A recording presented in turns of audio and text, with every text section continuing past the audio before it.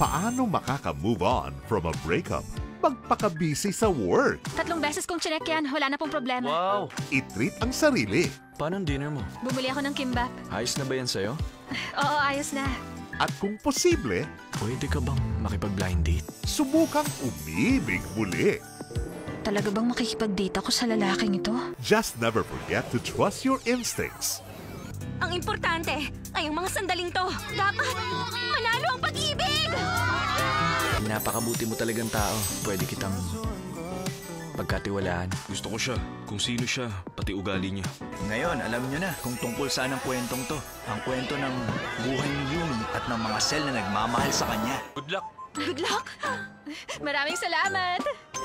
Yumi Cells. Premieres March 23, Sunday, 3 p.m. sa K-Feels ng Heart of Asia.